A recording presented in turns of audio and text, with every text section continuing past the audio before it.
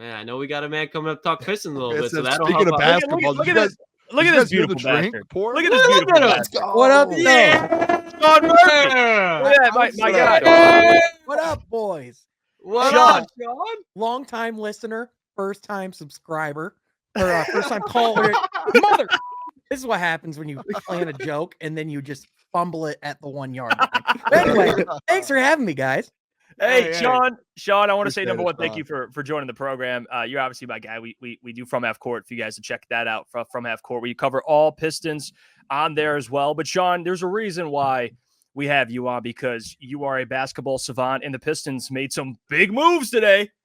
You know, some big ones, some blockbuster moves. Monte Morris traded, and we acquired an Italian, which you have my attention. So, Sean, The Italian Stallions So, in Sean, Detroit now. take it. Just your thoughts on some of the moves made today and the player they acquired, Simone Fettuccini, we'll call him. But go ahead. Yeah, Fettuccine Rigatoni, I think, is actually, just want to make sure we be proper. No, so yeah, obviously, did the Pistons make any moves today that are going to alter the course of the franchise? No. Did they make Not any even moves? close. Did they make moves that are going to make you jump out of your seat? No, but they did address direct needs that they have. Because if you look at the Pistons, like what are things that the Pistons clearly need? They need wings. They need guys who can shoot. They need guys who can defend. And they did get that in today's trade. I mean, the player they did get from Utah is a solid, player. He played professionally in Italy, and this is actually only his second year in the league, but he shoots 39% from three. He could defend like really well in multiple positions. He was one of the bigger reasons as to why, Utah was able to start going on like the win streak that they were going. So, it's definitely like a solid player, and multiple contenders were actually, going after him. So like all things considered, the fact that they were able to get him, it's Simone Fontecchio. I will remember that name within a few days. I promise you. But for now, forgive me and give me grace. But on top of that, the trade I was a little bit more surprised with was sending Monte Morris to Minnesota. It's not surprising in the sense of there was reporting and we knew that Minnesota was interested in Monte Morris, even as far back as when he was already on the Wizards. But, obviously, there was the injury that kept him out, for as much of the season as he was. One of the bigger reasons as to why they were so bad for so long was they didn't have a guy who could steady the course for all intents and purposes. But now, you've seen Marcus Sasser step up and play pretty well. You've kind of had a log jam in that backcourt for all intents and purposes. So listen, I think it makes sense. And ultimately, I think the biggest part about the moves they made is it doesn't really restrain them in the long term. These are all players who are either on expiring contracts or who have team options. So in particular, Simone Fontecchio, like reportedly the Pistons intend to extend him, and he is a restricted free agent this summer. So they're in the driver's seat of what happens there. But at the same time, if he gets offer sheets and interest from around the league, that could potentially make him a little more expensive than Detroit's thinking. But ultimately, I expect him to be on the team, assuming he continues to shoot the way he does. And listen, they got better, and that's all you can really ask for. I also don't think they're done by any means. Hey, can I ask a question real quick? Absolutely, Booner. Sean, I love you. I appreciate you. You came on my first podcast, which it was the podcast that I had while I was at Woodward Sports as well about a year ago that I was able to do. Before they said rip. Yeah, exactly. So you did come on that one, which was awesome. I appreciate you a ton as always. I had this question too, and I tweeted it out, and I know you're in the building sometimes with the Pistons. So if you can't answer that, I understand. But I tweeted this out, and I know the trade deadline. I like what Troy did when he's kind of getting these expiring deals and, gives you options when it comes to the cap space, all of that. Do you trust Troy Weaver, though, to kind of like, and this is the thing, like, do you trust him to be able to make these trades, give up assets? I mean, you give up, I think I saw today, correct me if I'm wrong, I think at least 2 second-round picks, kind of getting rid of assets, bringing new guys in, opening some cap space. And then when it comes down to it, now that if guys on expiring deals do leave, now you have this money. Do we even trust Troy Weaver to kind of spend that money? That's where I'm at with all of this going on right now with the Pistons. And I know kind of you are getting a little bit better, but kind of long-term wise, so where you don't get into another rebuild come 2 years down the line. And I've talked to Jeff about this a lot, but do we even trust Troy Weaver to kind of get these options and spend the money and kind of have full autonomy of everything that is going on right now? Because right now I'm kind of questioning that a little bit. That's just me though. But I am like a little bit like, hey, should he have full go on all of this? Yeah, no, obviously I've been a public, like proponent of Troy Weaver, or, someone that was like a big believer, in his plan and the vision, and also like in the draft picks that he's made. But I think obviously when, you have a historic losing streak that the Pistons endured, when you go through what they've been through and you're year 4 in the rebuild, and if anything, you're at the lowest point, obviously you're going to be in a situation where it is fair to question the people who are in charge, the people who have the keys, and say, hey, are we sure this is the guy who wants to use that space? Having said that, I think if you look at all of the actual transactions and the moves that like Troy has made, I don't think there's like one that you can really point at that's like truly egregious. I mean, like obviously you can look at the Killian pick. That was the biggest, drafting mistake that he made. But otherwise, I would say most of the guys that he's drafted have played really well. There's definitely four guys, in Cade, Asar, Ivy, and Duran that could potentially be all-star caliber talents. On top of that, I think as far as like the biggest, like miss as far as like a trade or as far as like a veteran swing, you look at the Joe Harris acquisition, he's our biggest salary on the roster right now. It's $19 million. So, and they kind of brought him in, he was a career, like sniper from 3-point range, like one of the best 3-point shooters in the league, but just old, washed, like wasn't really in a position where he could contribute consistently. And obviously that, the gambles that Detroit took on the veterans, they had the worst possible scenario happen where one of them just straight up couldn't play as far as his ability anymore. And one of them straight up couldn't play because of injury. So I definitely think that, this is the put up or shut up time for Troy, like this off season. And, like this, we've actually talked about this on From Half Court this week, Jeff.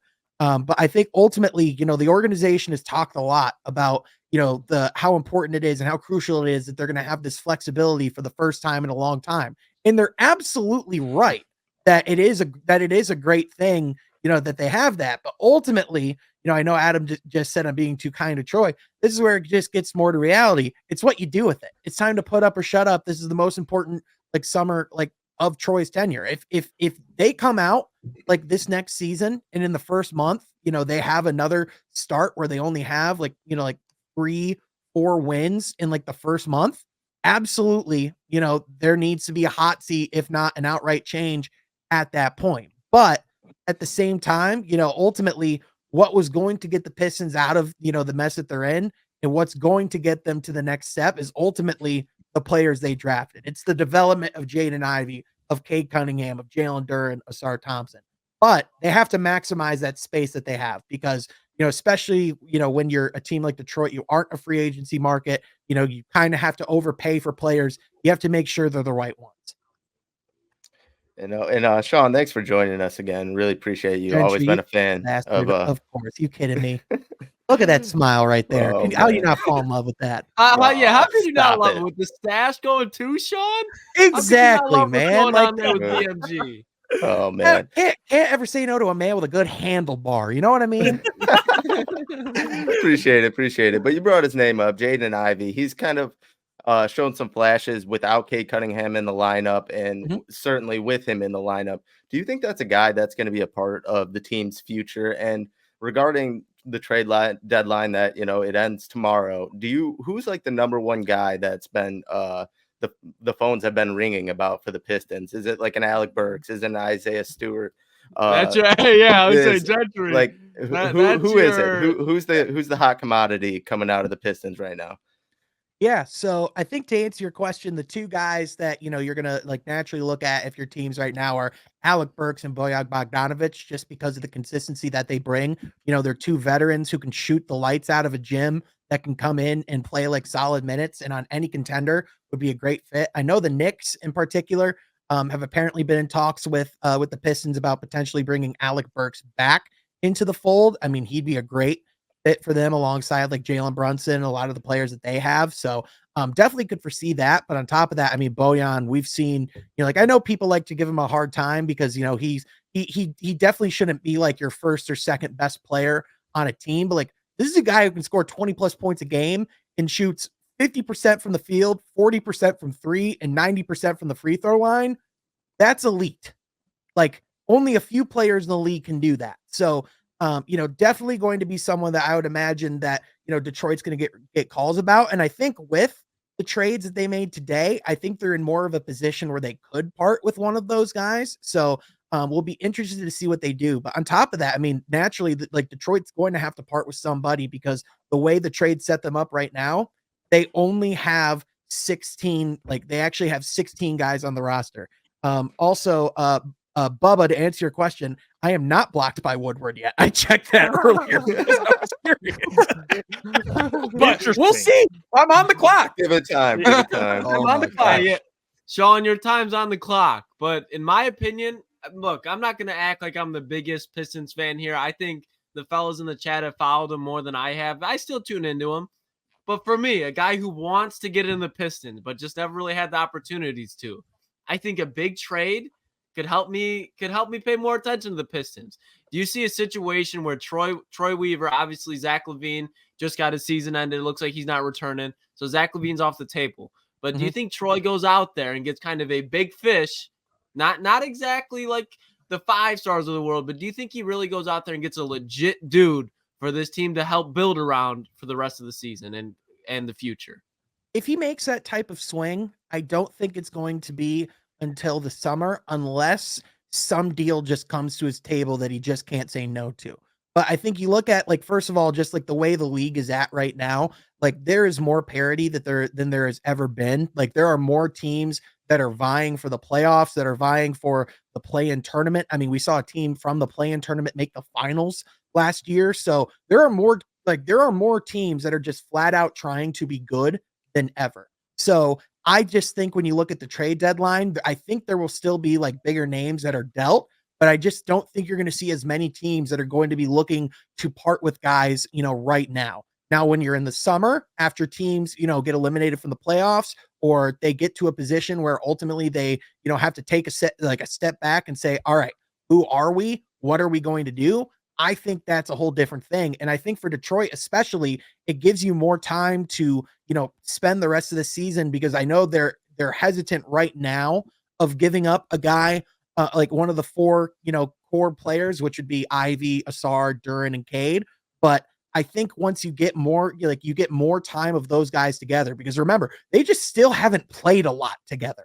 They just haven't had the opportunity to, between, just injuries and circumstances and all that stuff. But ultimately, like once they can make more of that concrete decision, because I think that is the biggest thing. Like the biggest question they have to answer the rest of the season is, can Jaden Ivey and Cade Cunningham coexist, and can they win together? Because if they can, I think that is definitely something you can continue to build around. But ultimately, at the same time, I know you brought it up as Jaden Ivey being like a potential piece that they can move. I think he's the most realistic and most likely player of those 4 to be moved, just because of the potential stock that he has, but on top of that, just because of the fit. And I think, down the line, if that pairing doesn't work, Detroit will have to look at making that move and seeing if they can turn that into a wing or like a power forward or someone that can play in the pick and roll with Cade.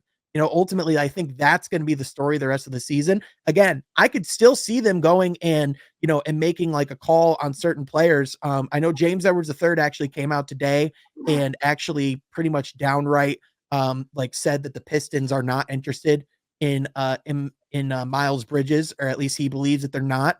But at the same time, I mean, with where Detroit's at, I would imagine they're going to be aggressive. And again, they still have one more player on the roster than they're allowed to have. So again, they're going to have to make a move. Yeah, and Sean, I mean, we kind of talked about this on From Half Court too, in terms of like ideal trade targets, like realistic trade targets. And it seems like at this point, a guy like Tobias Harris is probably like the most likely, just because the fit, the price. Do you see that deal going down tomorrow? And is that a player that it's not a player I don't think that Pistons fans will be, sitting there going, or at least Pistons fans that have been disengaged, like, hey, let's tune into Pistons games now. But it is a step in the right direction, correct? Yeah, absolutely. I think Tobias Harris, I know people are going to look at him and say, well, it didn't work the last time it was in Detroit. Why would it work now? Well, to answer your question, it's one thing to have Tobias Harris when he's like when he's your number one scoring option alongside Andre Drummond and Reggie Jackson and Avery Bradley. It's another thing when you have Tobias Harris next to Cade Cunningham, Jaden Ivey, Jalen Duren, and players who have that type of upside and actually have the potential to turn into all-stars, all-NBA type players. That was just not around him when he was in Detroit. And you look at the way that like his game has progressed, he's the closest you can get to like a Pascal Siakam type player, except if anything, I think he fits better with the Pistons than Pascal because Tobias Harris is actually a really good shooter from beyond the arc. But ultimately, I do think Philly's, going to make moves. It's not Brian Windhorst, the Mr. guy. He did come out and say that he expects Philly to make 1 to 3 trades. And I'm like, that's just a weird, ominous way to say you think they're going to make moves. But all right, I dig it. But ultimately, like at the same time, I think for, if Philly is still trying to contend this year, because it ultimately comes down to can Joel Embiid come back from the knee injury that he sustained. I just think Tobias Harris, at least for this season, is too integral of what they're building. Now, in the summer, when Philly has a lot more cap space, when they're going to be more aggressive to try and get another superstar alongside Joel Embiid, I think that's a natural point where you can look in free agency and say, there's natural relationships there. Tobias, there's people in the, relationships in the front office, relationships in the city. And, I just think it makes a lot of sense. So ultimately, if Detroit were to make that move, they would also probably have to part with some talent. And so I don't see it happening tomorrow. But again, I do think he could be someone we see in the summer.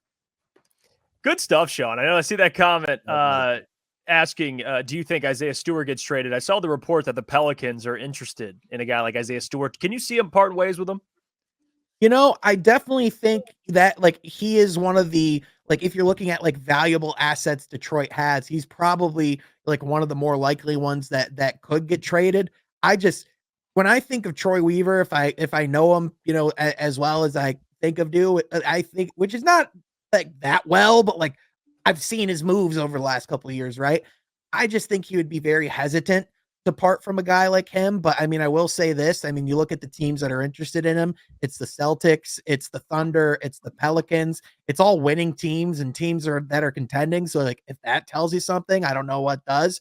But at the same time, I also just wonder, like if that's a guy that might be like not traded until the summer either, just because you look at how much value it has to the team right now. And I do think it is going to be important for Detroit to get over the 10-win hump and not end with the worst record in NBA history. Because again, that is another storyline as well. I know it's something people don't like to talk about, but it is an unfortunate reality.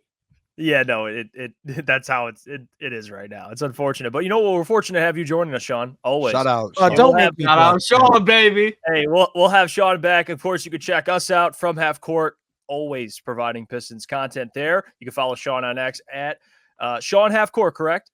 Yes, sir. There you go. Appreciate you, Sean. We'll have you back soon. All right. Appreciate you guys. Appreciate you, Sean. There you go. The great Always Sean here for the Murphy Weekdays. taking care of the fellas for the Pistons. Legend.